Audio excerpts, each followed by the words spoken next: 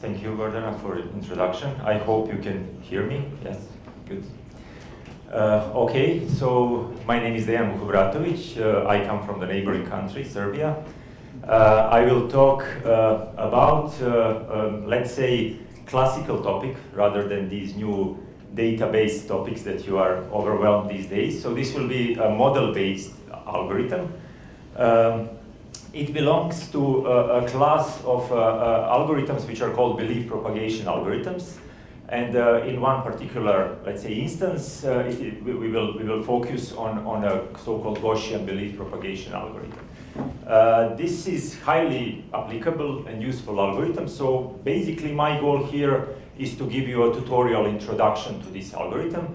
I believe many of you seen belief propagation, used belief propagation, so maybe you are expert in belief propagation. In that case, you might get, I don't know, let's say convenient overview of what you already know. But for those of you who are not into probabilistic graphical models and belief propagation, I will try to assume that you do not know much. So I'll try to deliver this tutorial from, let's say, the very basics until some more involved topics. Also, I will not put a particular emphasis throughout the talk on our work in this domain. So I will keep that at the very end of the presentation. So basically, first, let's say, up to 1 hour, will be just a pure tutorial introduction to probabilistic graphical models, belief propagation algorithms, and in particular, Gaussian belief propagation. So in this second part, where I will talk a little bit about our results, I have to acknowledge joint work with Mirsad, Ognjen, and Dragisha, who are all here. So as I come to that stage, I'll let you give you a little bit more information of this work. Okay, so as an overview, I'll first start with some sort of a general introduction. Then I will introduce a particular class of probabilistic graphical models which are called factor graphs. And then we will see belief propagation algorithms on the factor graphs in the action. So far, if you don't know anything about probabilistic graphical models and factor graphs and belief propagation, it might sound like a bunch of unknown words. But as I said in this introduction and throughout the lecture, we will gradually introduce all these topics. And then I will specialize on a particular class of belief propagation algorithms called Gaussian belief propagation algorithms. And then, again, I will not escape from data-based methods. So, as I said, this is a classical topic which is going on for more than 20 years. But now, with so many of these nice deep learning-based methods, they are being integrated into belief propagation framework. So, I will talk a little bit at the end about that as well. Okay, so let me start with the intro. So the general, let's say, the name of this field is probabilistic graphical models or graphical models and probabilistic inference. And if you go to, I don't know, US universities or any other universities around Europe or China, you might find the courses on this topic on master level or PhD level. And this is, let's say that this is already a well-established field. And by the title, graphical models and probabilistic inference, you can essentially divide the field into two sub-areas. One is probabilistic modeling of the system, and the other one is probabilistic inference based on these probabilistic models. So basically, you can say that field of graphical models and probabilistic inference provides a fundamental framework for modeling. So that's one part, this is the graphical models. And then inference, or some people say reasoning. And we are particularly interested in large-scale systems of random variables. So basically, of course, we are in the probabilistic domain, in the probabilistic framework, we are observing a huge system of random variables, and we want to, let's say, give or make some framework from which we could model and then answer some questions about these systems. So given that we have these two parts, the first part typically is to define a graphical model. So a few slides I will spend on what does it mean to define a graphical model. And then the second part, which is probably more interesting, is algorithmic part. So how on this graphical model we define certain algorithms and what do we get by these algorithms. And typically these algorithms are called probabilistic inference algorithms. So let's go first with this modeling part, so graphical models. So basically, we are interested in, let's say, huge systems of random variables. So let's say we have a collection of them, like n random variables. Those can be discrete, continuous, they can be a mix of discrete and continuous. And of course, this system is fully described, so the best what we can get is their joint PDF. So joint PDF over tens of hundreds of thousands of random variables is obviously not a very convenient object. So whatever we try to do with this, it's hard, it happens to be hard. So even the most, let's say, simple but very useful task to marginalize joint PDF for a single random variable is quite complex. So if you think of, if you don't have any other information about joint PDF, even in the simplest possible case that these x1 to xn are binary random variables, and you just want to make marginal over this joint PDF of binary random variables, you need exponentially many operations to do this. So this is really intractable. So to somehow go around this problem, we need to introduce some sort of a structure, and this is the task of graphical models. So basically, graphical models aim to introduce a structure into this huge set of random variables. And typical way to introduce the structure is through factorization. So basically, you take a joint PDF, a function of a PDF is a specific function of n variables, and then you assume that you can write it down as a product of the factors. So if you can assume that, if there is a reason that you can assume it, then this is a good way to introduce a structure. And as we will see later, these factors, so which you multiply to get the overall joint PDF, ideally should be active on a rather small subsets of this huge set of random variables. So the smaller subsets, the better. So this leads us to equivalent. So if we can do this factorization, then we can equivalently represent this factorization as a nice visual graph, and then this is what we call a graphical model representation. Equivalent to these two things is that essentially by factorizing the joint PDF, we are introducing a set of conditional independence assumptions. So basically, by different factorizations essentially gives you a list of different conditional independence assumptions between your random variables. And let's say that one community in graphical models theory, they really deal with this type of problems. So basically, the design, definition of different graphical models, completeness of these definitions, and so on. But I will not spend too much time on this. So historically, we have many types of graphical models so far. Some of them you probably know, you maybe use them. So maybe the most popular are so-called belief or Bayesian networks. Then we have Markov networks with many different types of Markov networks. And then we have factor graphs, which are the one that I will mainly focus on. And the field itself started probably in the 80s when it was formalized by Judea Pearl in his pioneering book. And then he mainly dealt with Bayesian networks. But this is not to say that things started then. So most of the things in this framework were known much, much earlier across different fields. So for example, in statistical physics, people know a lot about this theory, even though it was not formalized in this way. In a field that I was quite interested in, and I'm still interested in, coding theory and information theory, it became enormously popular in mid-90s, but then it was also known by, let's say, well-known Gallagher's thesis from 1960s that decoding of LDPC codes is instance of graphical models and belief propagation. So as I said, the field was actually formalized in this period, but most of the results were known much earlier. So once you have your graphical model, then you would like to do something with it, and these are the inference algorithms. So if we want to be very generic, we can say that probabilistic inference is just a process of computing certain functions of a joint distribution.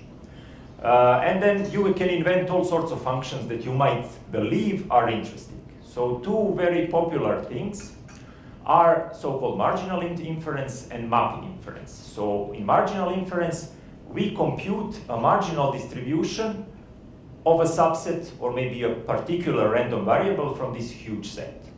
So when you write it down, it is in a sense a computation of some function of the joint PDF.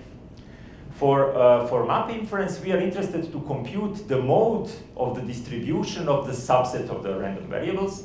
So for example, or the mode of the distribution of all of them, like in this formula. So essentially, again, you take a joint PDF and you need to compute something.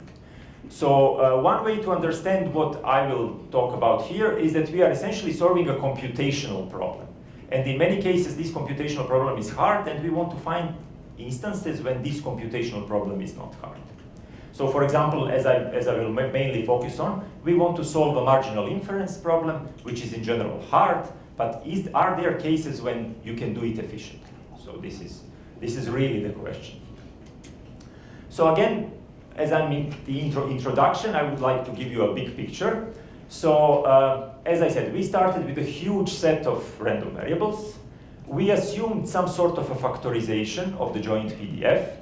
This factorization, so to write down this joint PDF as a product of many factors, gives rise to a graphical model. In this case, it is factor graph, but I will come back and define factor graphs more precisely later.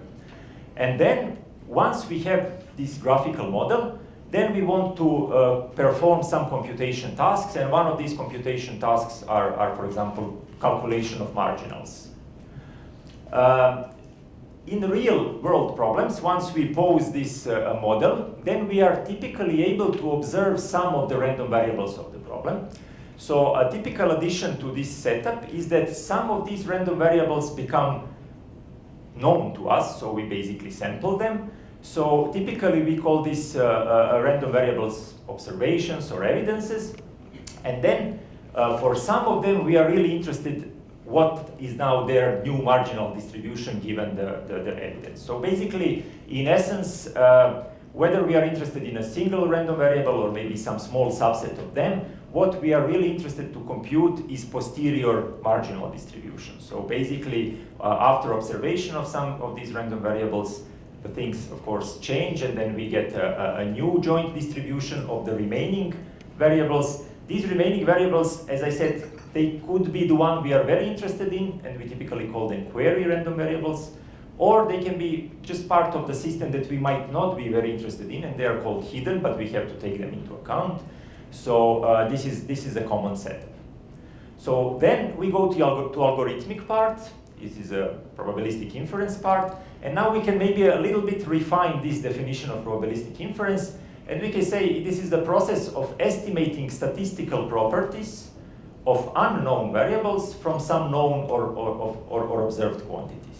And then again, we can sort of refine the definition of marginal inference and map inference and as a marginalization problem over a subset or a particular random variable given some observation or some evidences, or in the case of map inference, finding the mode of the distribution, again of a subset of all of the random variables given some observations or evidences. As I said, throughout the talk, my focus will be on marginal inference. There is not much difference in technical terms between these two. Maybe in some fundamental terms, as an output of my algorithm, I will get a marginal distribution. So for example, if I'm interested in a particular random variable, at the end I will get a marginal distribution. So this, again, is a sort of a probabilistic description of that random variable. So it still retains uncertainty. So I still don't know the value of this random variable, but I know the best, let's say, possible characterization, which is posterior distribution given the observation. In map inference, you are not interested in, let's say, calculating a marginal distribution. You are interested in a particular assignment to these random variables that maximizes posterior distribution. So basically, at the output, you will get values of the random variables you are interested in. So we may say, as an output of this case, we get a point estimate. So it's a little bit different flavor. So just to give you again a little bit more information how these algorithms will generally work. So they will work by message passing. So all of these probabilistic inference algorithms that we are typically interested in the context of probabilistic graphical models are message passing algorithms. So basically, we somehow initialize the algorithm, and then we start passing messages between specific nodes in this graphical model. So for example, in this case, I will shortly introduce factor graphs and variable and factor nodes, but just to rush a little bit forward, in this case, we have a situation where messages are sent from variable nodes to factor nodes and back, and then after this iteration, typically you recalculate your beliefs about each of the random variables, or let's say your posterior marginals, and again, typically these algorithms are iterative, so you repeat the procedure, and then something again happens or something changes slightly, and then you repeat this until convergence, hopefully. So it might converge, it might diverge, in general we don't know, and I will come back to that. But if it converges, you get sort of a posterior distribution of your random variable that you are very interested in, given the observations and given all the assumptions that you had about your system. I mean, I deliberately put two types of random variables, discrete and continuous, just to give you a flavor that this can work in any of the scenarios. So if you want to start with this field, there are some nice textbooks. So probably the easiest one to read is by David Barber from UCL. This is the book that I use in my course on probabilistic graphical models in Novi Sad. And some people say it's a little bit mathematically imprecise, but I think it's very intuitive, so it's a really good start to learn about this topic. In famous Christopher Bishop's book on machine learning, chapter 8 is devoted to graphical models. And then if you are more into PhD level, you should go with this book of Kohler and Friedman from UCLA, and it's really encyclopedic treatment of this field. And of course, you have a book from 80s, which is basically a pioneering book in this domain by Jediah Pearl, but probably this book is a little bit too old now. Okay, so now this is just the intro, and now I have to specify things a little bit. So I will go to a particular class of graphical models called factor graphs, and then I will introduce a general version of belief propagation algorithm on the factor graphs. So to introduce factor graphs, it's really quite simple. So you take a joint PDF, you write it down as a product of the factors. Each of these factors is active only over a subset of random variables. Again, think of this is that the smaller the subset, the better it is, because complexity of the belief propagation algorithm will depend on this subset. And then from this factorization, you can just draw a factor graph. And factor graph is a bipartite graph. It consists of variable nodes that correspond to each of these random variables, to factor nodes, which encode these local functions, and edges connect factor nodes with the variable nodes which are in the domain of these local factors. So just a toy example, yeah, if you have a joint PDF x1, x2, x3 factorized this way, then you can easily see that this factorization gives rise to this factor graph. So for example, f3 of x1, x2 is this factor which is connected to x1, x2 just because x1 and x2 are arguments of f3.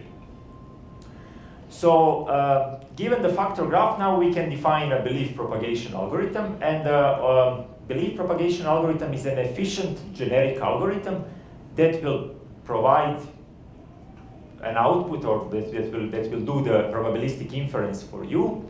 And it is, in general, iterative message passing algorithm on factor graphs. I'm saying in general because it doesn't have to be iterative, but for general graphs, it is iterative. So if you want to define this algorithm, of course, you need to define how it works. And as we saw in the intro, it works by calculating messages in each node and sending them to their neighboring nodes from variable to factor and then back. So basically, we need to define variable to factor message passing, factor to variable message passing, and then after one iteration, we do these belief updates. So for all of these messages are generally conditional probabilities, but given that they need not to be normalized, people usually call them beliefs. So basically, variable nodes, they collect some information from the neighboring factor nodes, and based on this information, they produce an output message, which is a belief. We call it belief. And this belief represents sort of their posterior distribution given the evidence that they've collected so far. And for factor nodes, it's a kind of a similar, except that they send these messages to their neighboring variable nodes. So now we have to go into belief propagation algorithm. We will go into a specific version of belief propagation algorithm, which is called sum product belief propagation algorithm, which solves marginal inference problems. So I already mentioned there are these two main problems, marginal and map. For each of them, you can define a generic belief propagation algorithm. So the one for the marginal inference is called typically sum product belief propagation. So what do you do really in sum product belief propagation? So you need to define again how to calculate these messages. And this is a general recipe how to calculate messages. So basically your variable nodes, they have to collect messages from neighboring factor nodes, from all of the other neighboring factor nodes in the graph, and then they are able to produce a message to the remaining factor node in the graph. All of these messages, as you can see here, are functions, and all of them are functions whose argument is this random variable. So basically this is continuous random variable, this is continuous function, otherwise it might be defined on a discrete set. And basically what we do in the variable to factor message, we just take input factor to variable messages and multiply them. So this is a pointwise multiplications of different functions. So basically from different sources, I get some functions. For example, in continuous case, I get continuous functions. I do pointwise multiplication, and I forward a new function. Again, this new function is again, the argument is this variable xn. So it is a kind of obvious why this happens. So basically this node's assumption is that this node collects independent evidence about itself, and based on these independences, it produces a new opinion about itself. So a natural thing to do would be to multiply these independent evidences. Another operation that we have is in the second class of the nodes. Those are factor nodes, and this operation is quite more involved. The general formula is given here. So basically, this equation is for the case where the variables are discrete. In case they are continuous, you would have to replace these sums with integrals. And then what you really do is you collect the messages that you get from the neighboring nodes, you multiply them, then you weight all of that with a local function. And we know that local functions have to be defined because we factorized our joint PDF into these local functions. And then you integrate out all the variables except the one you are transmitting this message to. So this way, okay, this is a technical way to say what is going on. The intuitive way what is going on is something that you really, I would say, need time to digest. It is, of course, application specific, and it might differ from field to field. But the key of understanding of belief propagation of factor graphs is understanding this equation. So whoever is working on BP on factor graphs, I think the most time people just spend on this to basically figure out how to not only technically calculate this message, but also how to understand what is going on. Can it be asynchronous, or does it follow in order? I will very soon come back to that point. So the very important ingredient of belief propagation on factor graphs is schedule. So I will very soon come back to the point of the schedule of the messages. And different schedules of the messages essentially define different belief propagation algorithms. So you really have to be careful with the schedule.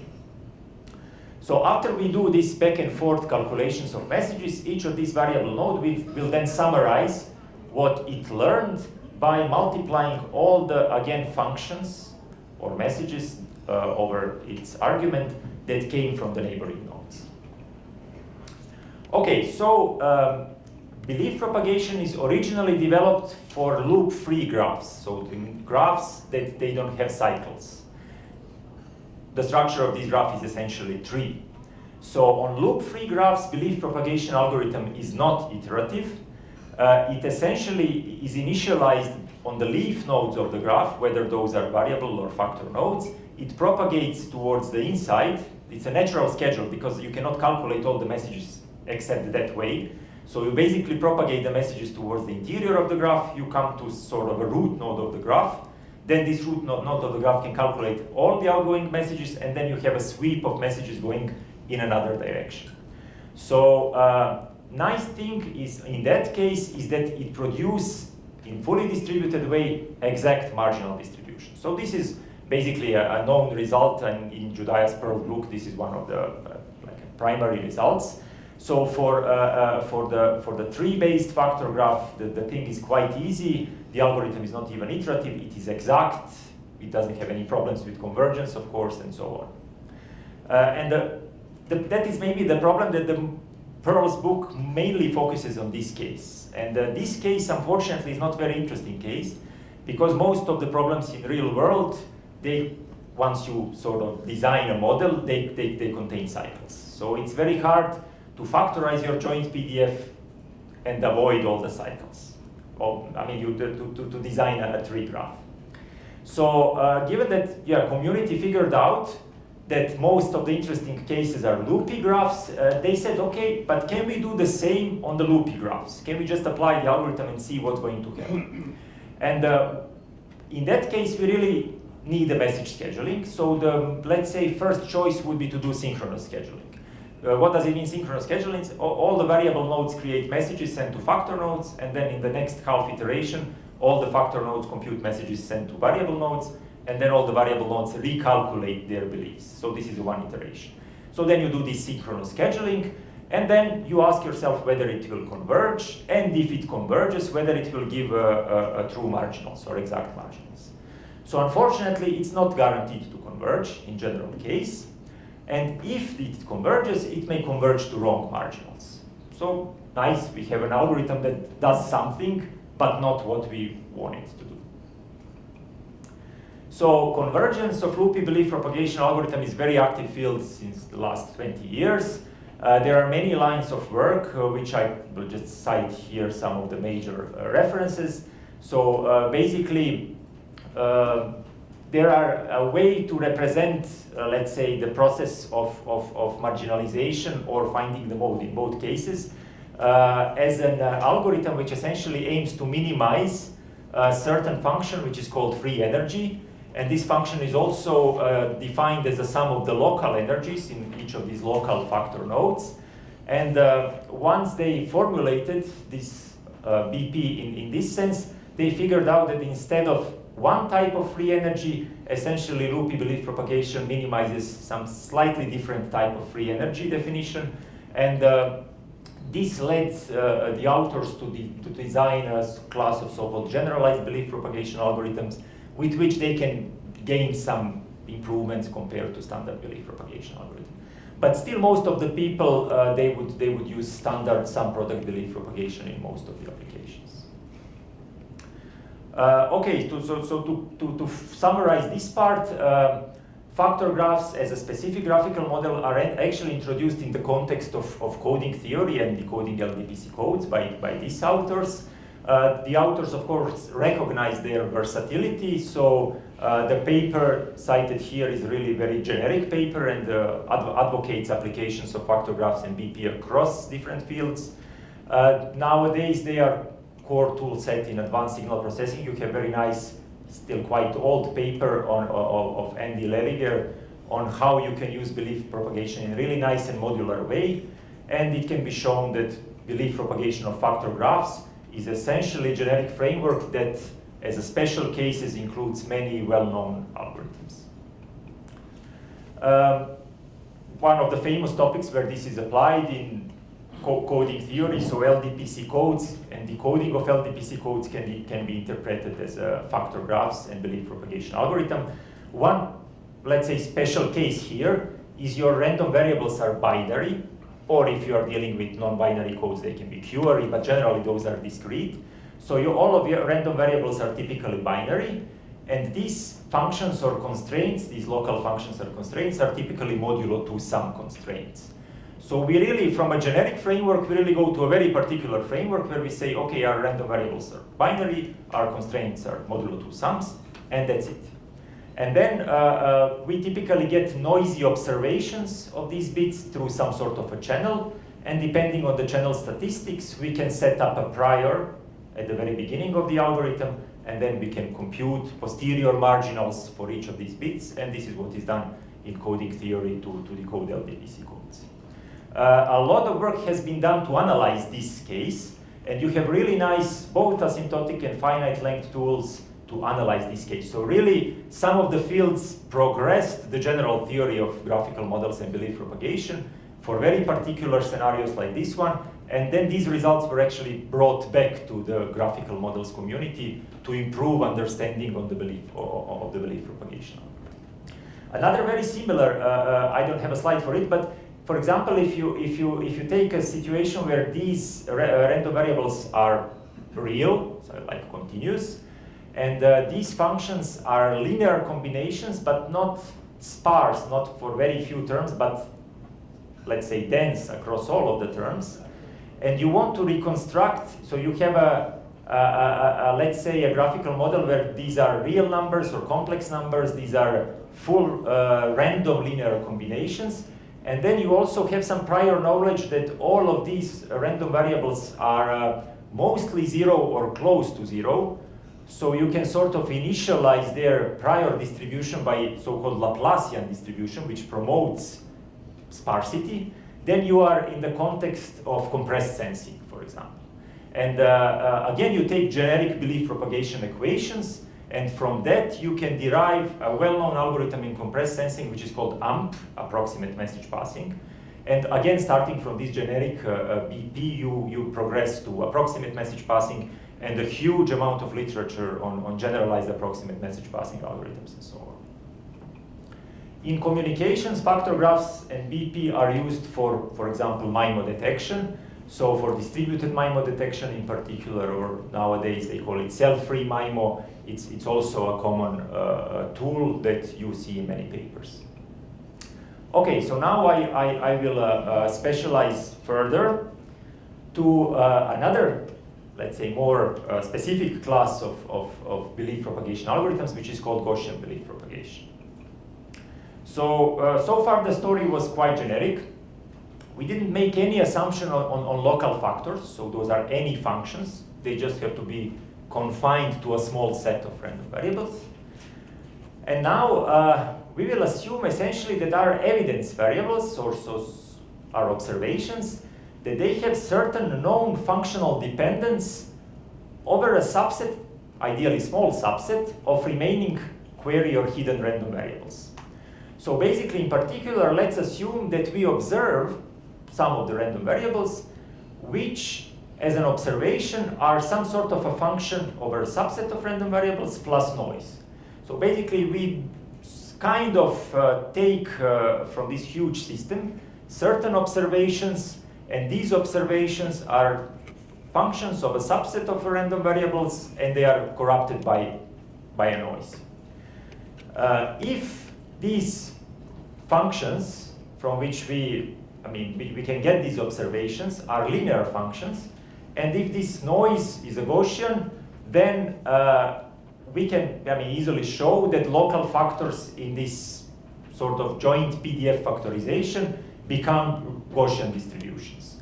And then our factorization of this like large PDF becomes a factorization into factors which are locally Gaussian distributions. Of course, then the whole distribution itself is let's say huge multivariate Gaussian distribution, but have this nice local structure. So in a sense, going back to the picture that I showed, we in our starting graphical model, we observed some of the random variables. We know that they are functions of some local subset of random variables corrupted by noise. So we can kind of look at it that way. Typically, we remove these observations, then the remaining variables become important. We are interested in posterior distribution of these remaining random variables. So frequently, you don't even have an explicit notion of these observed variables. They are somehow integrated into this factor node, but you can represent it this way as well. So if we have a situation like that, we are in the domain of Gaussian belief propagation. So let me repeat again. Gaussian belief propagation is a special case of belief propagation algorithm where each factor represents a Gaussian probability distribution, and the dependence between variables in the factor are linear. So basically our joint PDF can be factorized in this way, where these factors have the form like this. And again, the maybe nicest way to interpret this form is that you observed some noisy observation, which we know by the model is a function of a subset of these random variables. And these local functions are fully generic. They can be whatever you want. And the noises, again, are fully generic, but we are, in this particular case, if we wanted this to be a Gaussian belief propagation, we need to say that this is a Gaussian noise, and we need to say that this function is linear. So, I mean, you can remove this restriction, but you are no longer in the domain of Gaussian belief propagation. So, as you might already, anticipate, once we specialize to this case, things become again simple. And marginal inference becomes computationally viable task, and you can do efficient belief propagation algorithm in this case. So just to comment a little bit more, let's say a wider perspective of this Gaussian belief propagation, it is essentially solver of the system of noisy linear equations, because each of these observations that we have is a linear equation over a subset of variables plus noise, and basically from a set of observed variables, which is like a set of noisy measurements, we want, using this computational framework, which is called belief propagation algorithm, to calculate either marginal distributions or map assignments of the remaining so-called hidden state variables. So it's within this setup, it's easy to prove that basically marginalizing this joint PDF represented this way. So you run some product algorithm, you obtain marginal distributions for individual random variables, you take the mean of this marginal distribution, as an output you will get a maximum likelihood solution. So basically we can obtain maximum likelihood solution to this problem of, let's say, solving the system of noisy linear equations using some product belief propagation on the factor graph. In optimization theory, people would call this weighted least squares problem, and they would solve it maybe some different ways using some, I mean, for this problem you even have a closed form expression, but it is quite complex to calculate due to matrix inversions for large scale systems. So essentially what we are really doing here with Gaussian belief propagation, we are solving weighted least squares problem.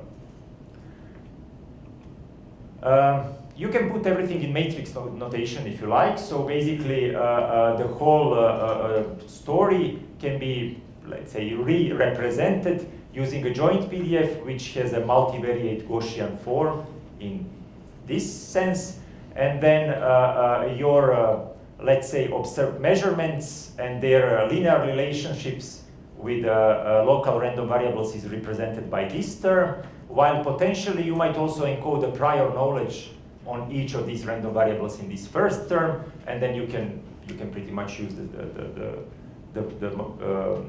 this matrix notation formalism to work on this. Okay, so to maybe summarize, we are now in the domain of factor graphs and belief propagation, where every factor is a linear function of some of the neighboring variables.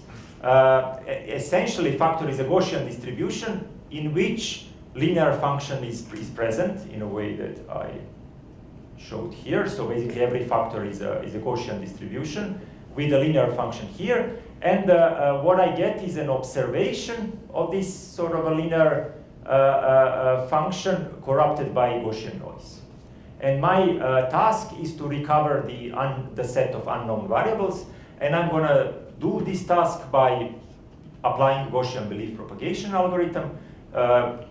This will be some product Gaussian belief propagation algorithm that will return marginal distributions of all of these xi's, and then I will take a mean values as my estimate of the unknown random variables.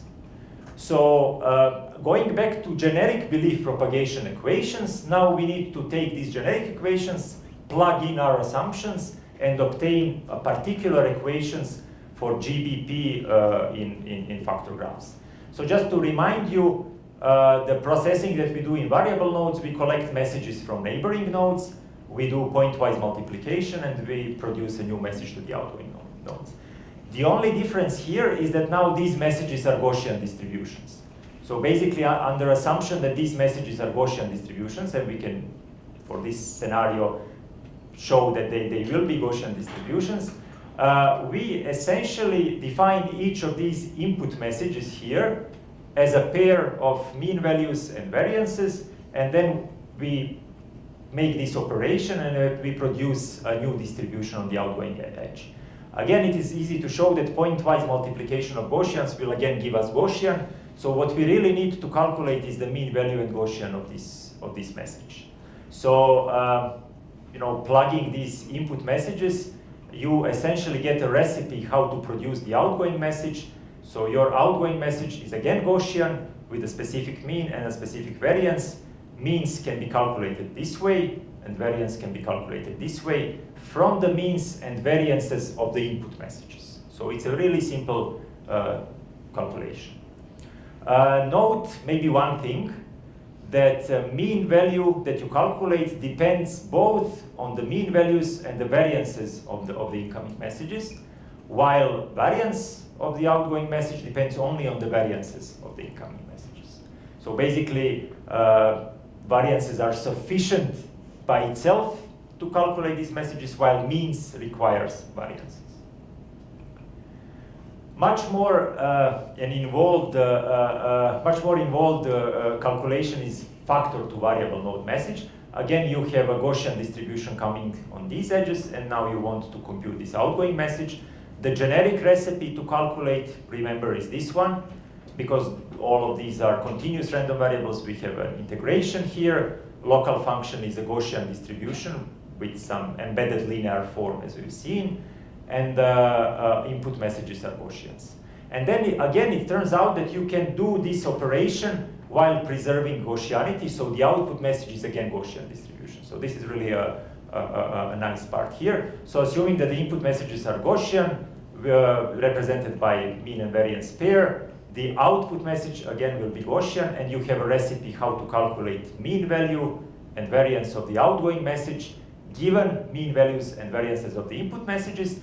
But you also need to know these sort of local constraints, meaning observations and the local functions that ties observed value with your local random variables. So this is something that you really need to know in order to calculate these messages. So this sort of a linear relationship, local linear relationship that you have here.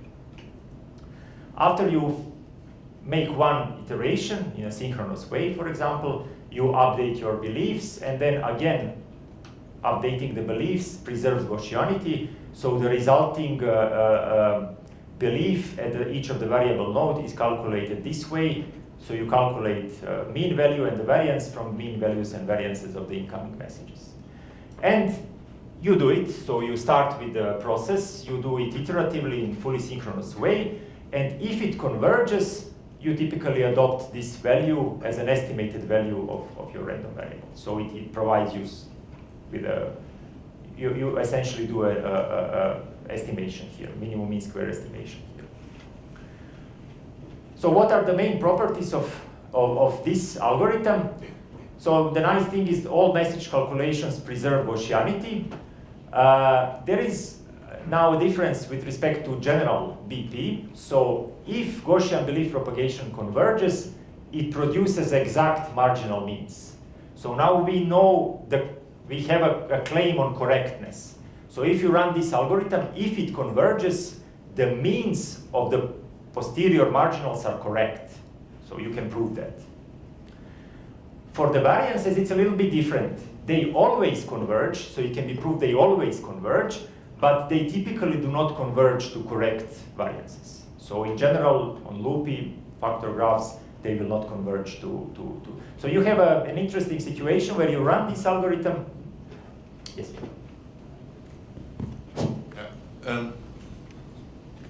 So if the variances always converge, then is it also the case that if the variance converges to the exact solution, then the mean will also converge to the exact solution, or is there some relation between these two? That's a good question. Because you also told that the variance is used for the calculation of yes, the means. Yes, but it does not necessarily affect the convergence of the means.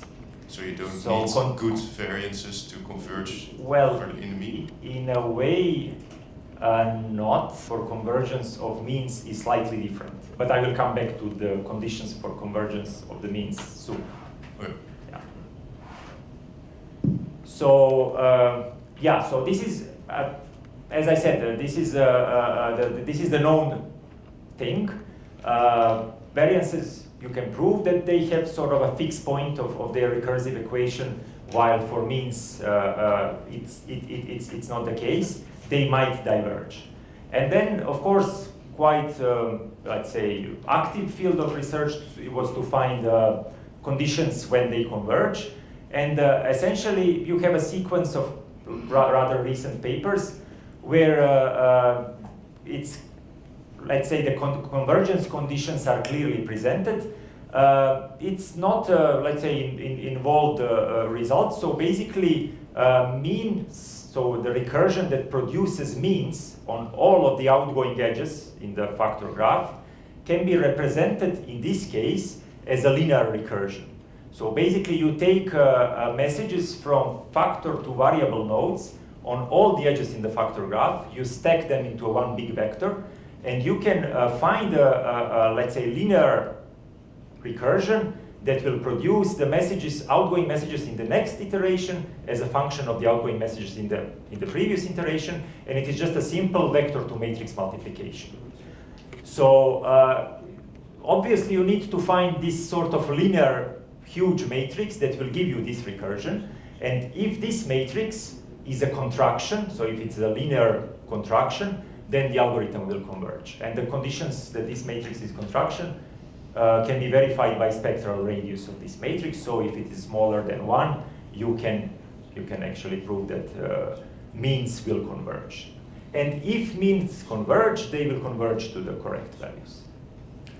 So, I mean, for the details, I can point you to a sequence of the papers, out of which probably this group at the University of Hong Kong by Yi-Chung Wu is the most active. So they have a sequence of papers in the last 5-6 years that they really did a nice work on convergence of Gaussian belief propagation.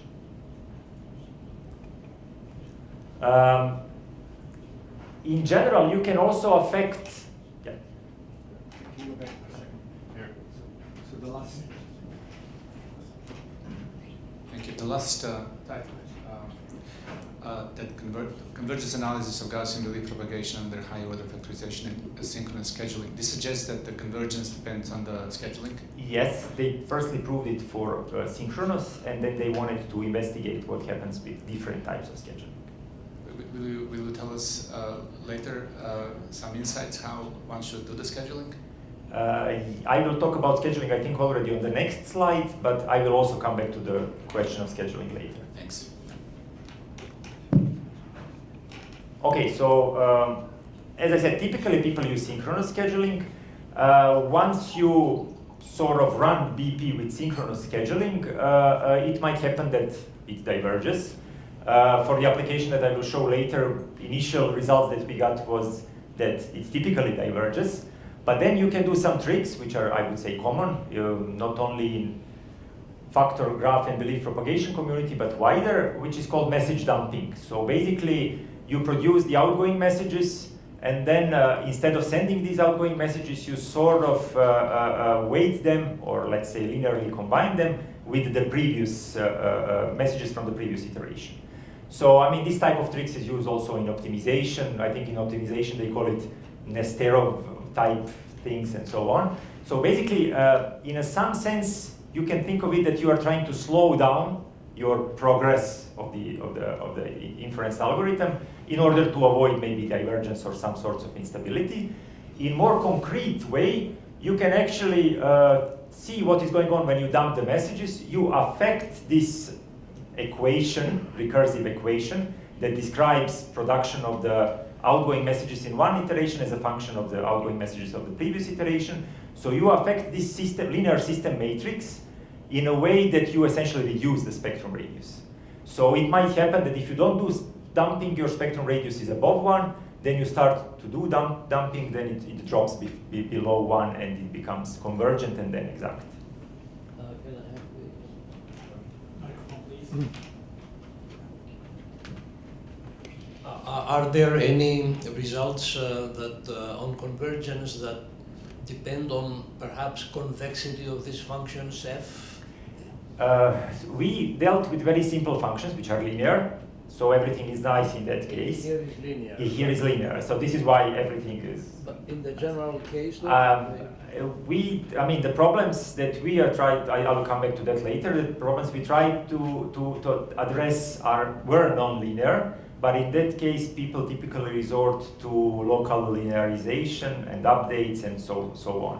So in that case, again, if you proceed in this way, more like, let's say, gradient-based methods where you are in some point and then you follow the gradient until some point and then you re-linearize your function and so on.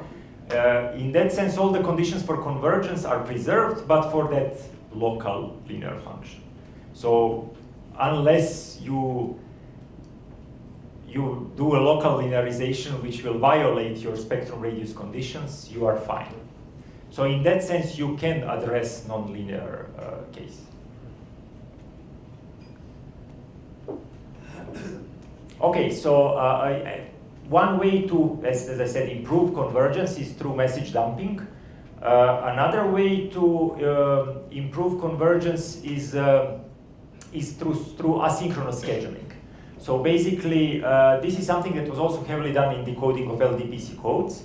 So basically, can we make some smarter scheduling rather than synchronous in order to improve the performance? And even in general, in very different applications of belief propagation, it happens that random message scheduling tends to improve convergence.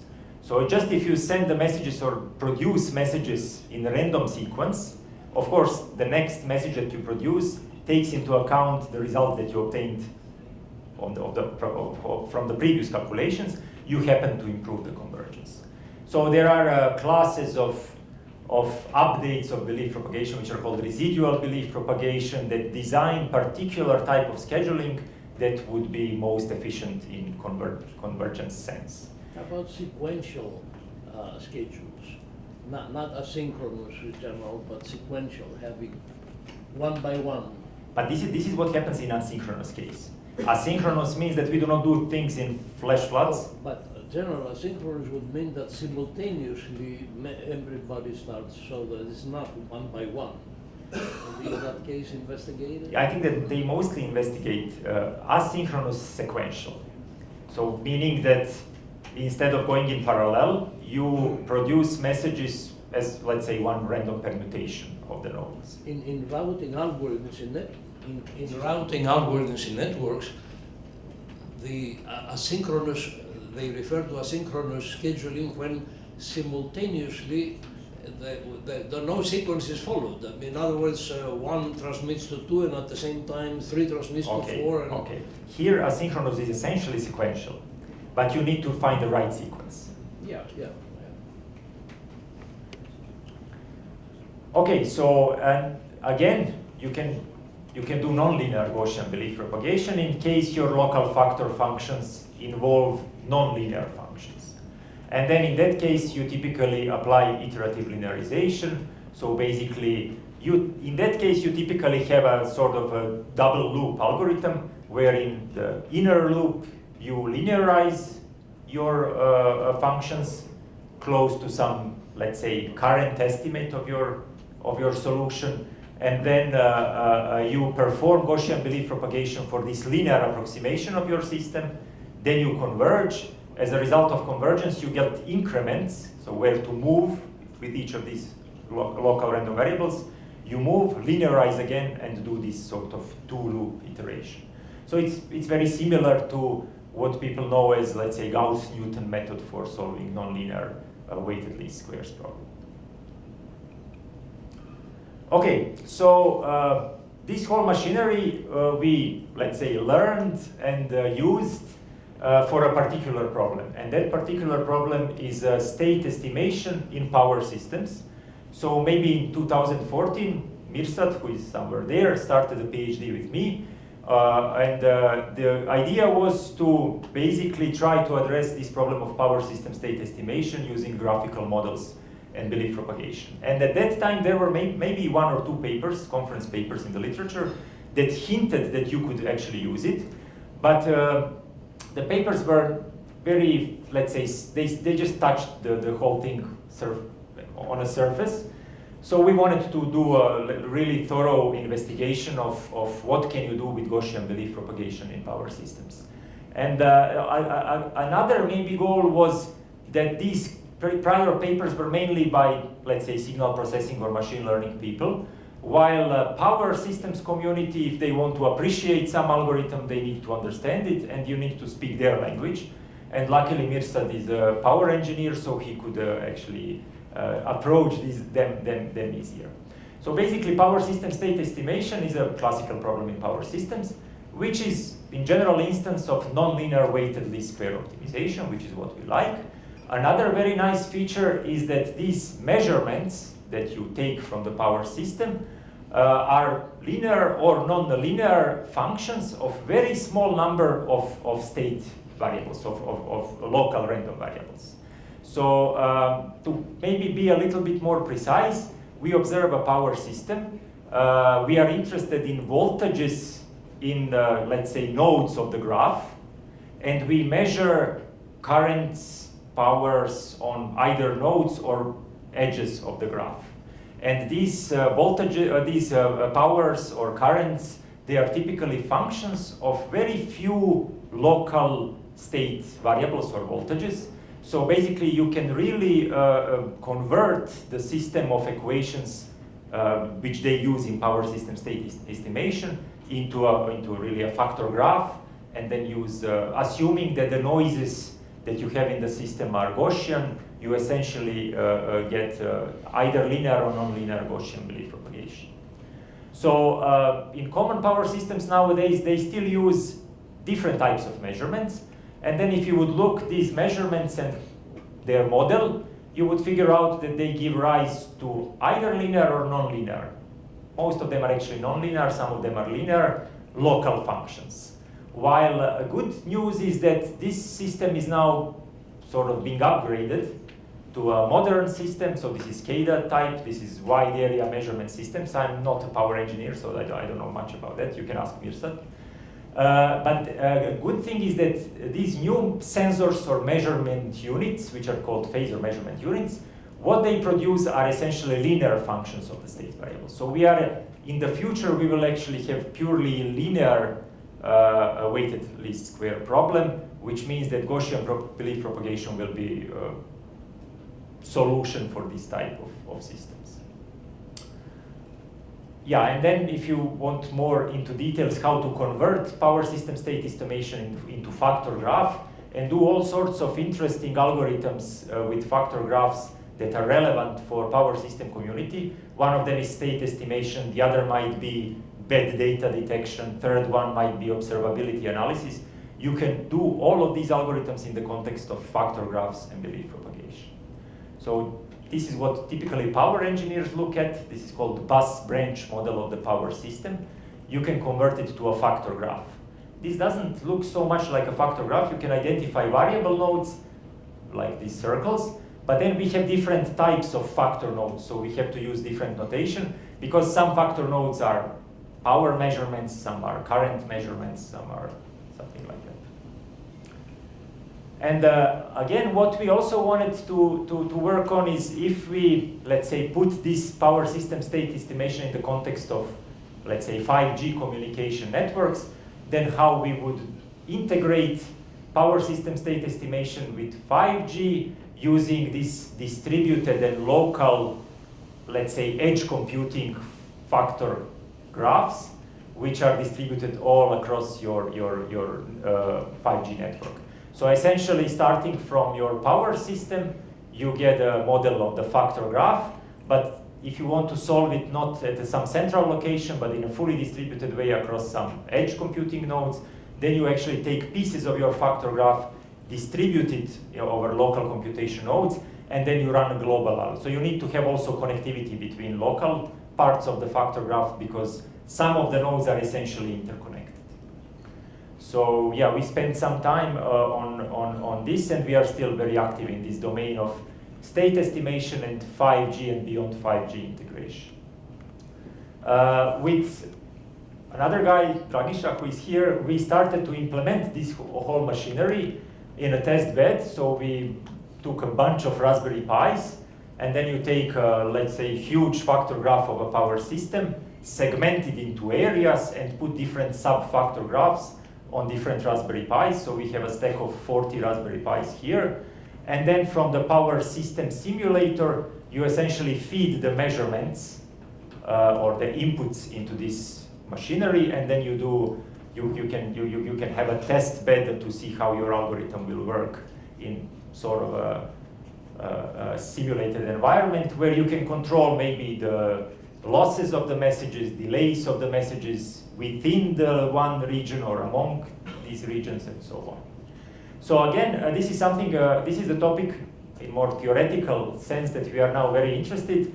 If you have a, let's say, large-scale factor graph and you cannot collect it at one place and compute it, then you typically do like this. You have a segmented factor graph at different locations. So if you really want to do belief propagation, what you would have to do, you would have to make a one iteration. And then this one iteration would also include passing messages from one local computing node to another. And this is costly in terms of communication delays. So you might not want to do this. So you don't want to do fully synchronous scheduling. Maybe you would like to do more iterations locally and then occasionally exchange, let's say, messages between these local parts of the factor graph. So the question is then, how fast this converge? Would that diverge? Would that go to some maybe wrong solution? Because when you do local iterations, you are essentially solving a different local problem than the global one. And the question is what happens then. But this is, let's say, a highly important practical problem in terms of really deploying these distributed belief propagation algorithms in wide area systems. Okay, so a few more slides on what next. So the story so far was mainly model-based, so we didn't have any data-based approaches. And the trend in community now in graphical models and belief propagation is to somehow enrich your model-based methods with data-based methods. So basically maybe to improve some noise models, or maybe to improve, if you don't have exact model for local functions, maybe you can learn local functions from the data. So this is essentially what is going on. Yeah, I mean, in our case, we really took some observations, and our inference was purely model-based, so we had to design a model to calculate in a very consistent way the marginals and to claim that these marginals are correct or not correct or so on. We are witness that nowadays people like to replace this with database methods, where they would just collect a huge data sets of these observations and underlying unknown variables and maybe train some neural network to do it. And people try this with power system state estimation as well. And if you do it this way, it wouldn't work very well because you don't use all the information that you might have, especially the information related to the graph structure of the power system. So, so basically, we are now, and there, I mean, probably some of you know that many of the people are now in between model-based and data-based methods. So one way would be to start with model-based, or let's say belief propagation methods, and do sort of unrolling techniques to sort of convert this belief propagation into a neural network, and then maybe, apply some ideas from training neural networks to improve the belief propagation. So for example, in coding theory, this has been done by these guys. So standard sum product belief propagation for decoding LDPC codes can be unrolled and can be retrained to obtain so-called neural enhanced belief propagation, which has slightly better performance than standard BP in some cases. Also, you can use so-called data-driven factor graphs, where you learn local factor nodes from available data, which is quite obvious. So work by Schlesinger, Andrea Goldsmith, Jonina Elder, and so on. These guys, they also have very nice tutorial paper on these techniques. So you can find it on Archive very recently, so model-based deep learning.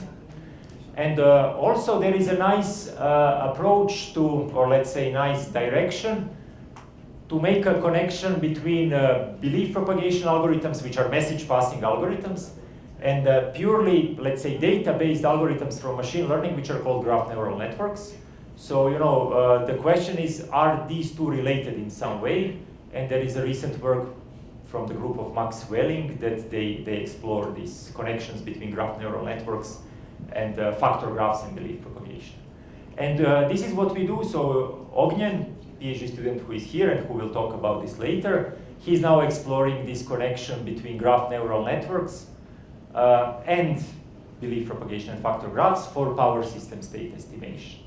So this is what we do right now, graph neural networks for power system state estimation, but we use factor graph structure as an underlying graphs on which graph neural networks are designed. So for more details, afternoon, Ognjen will give the talk on this. Okay, so basically this is the talk itself. So a tutorial overview of probabilistic graphical models with a specific emphasis on very important and nice class of belief propagation algorithms, which are called Gaussian BP. Gaussian BP is purely model-based, and it has a lot of good sides, but of course in some applications we might switch to some database methods. So conclusion would be, we need both model-based and database methods, but also in this hype of database methods, conclusion would be that probably database methods alone cannot solve all the problems.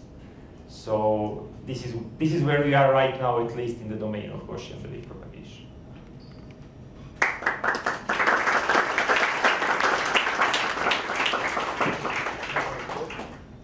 Thank you very much. Questions?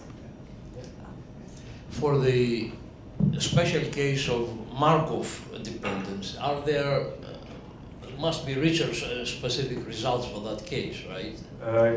I would say that for, let's say, Markov networks, you can rederive everything which is presented here in a factor graph framework in completely the same way.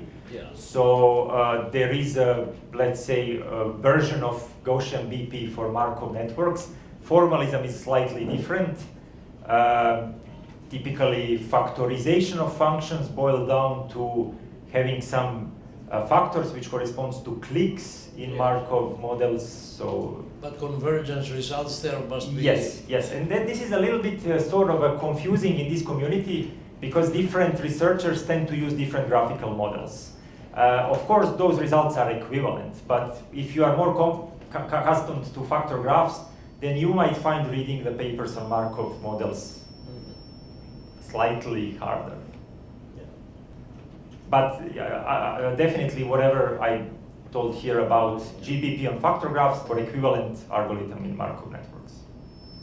Thank you, Dan, because everything was crisply nice and clear. I have a question. Can you elaborate more on how you define the architecture of the factor graph? The architecture, how do you define the factors?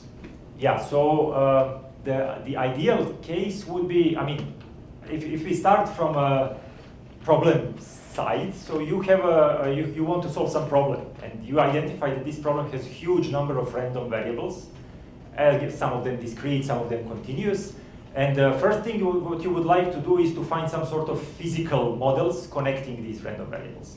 And luckily in power systems, we do have such equations. So in our case, local factors physically relate certain subsets of variables. Again, you have to be additionally lucky that these subsets are small, because your computation in factor nodes will grow exponentially with the degree of the factor node. So as long as the whole large-scale system is such that you don't have any factor nodes with too many neighbors, you are fine. But the first choice would be to look into physics of the problem. If there is no physics of the problem, then you will need to invent some model. There you have much more freedom. Then it becomes more art, because you can essentially assume. You can also, there is a huge field in graphical models called learning graphical models. So basically you learn the structure of your factorization from data. The reason I ask this is because you might then have different factor models for the same variables, and then you could proceed with fusing the results of each of the factor models. That's true. There are cases where you can use different factor models for your problem. For example, in coding theory, your factor graph is defined by a parity check matrix of the code. So you have a parity check matrix, and you immediately convert it. Each parity check is active on some bits, so you have a connections between factor nodes, which are parity checks, and bit nodes. But then adding additional parity checks, linearly dependent with the previous one, that doesn't change the problem. You have still the same code, but you have more factor nodes, and it changes the behavior of the belief propagation algorithm. So there are tricks in that way that you can change your factor graph, enhance it, and solve the same problem with different factor graph with more success. Thanks. Any other question? Students? Please. If not, I would have one question. A few years ago, groups from Novi Sad and Banja Luka had a nice cooperation in the field of joint scheduling and routing in industrial IoT when 6-dish architecture is applied. And actually, to my knowledge, this was the first paper that suggested the use of message passing, if I remember well, max product belief propagation. And Tiana from Novi Sad was the first author. She performed the simulations part, and the results were pretty much encouraging. From this point of view then, what is now your opinion? I mean, related to your conclusion and the possibility to integrate these two approaches. How do you see now its applicability? This is a very interesting problem. It is a problem of sort of a resource allocation in wireless sensor networks. And when you take that problem and you take the statement of that problem, it turns out that on the wireless sensor network graph, you are trying to find a matching, and given that you have weights on all of the edges, you are trying to find so-called maximum weight matching. So it's a known problem in computer science community, so maximum weight matching. And it's known that this problem is MP hard to solve, so you cannot really find the optimum configuration. But it is also known that you can solve this problem with belief propagation. So just by passing messages with your neighbors, you can figure out, are you the one who should use this edge or not?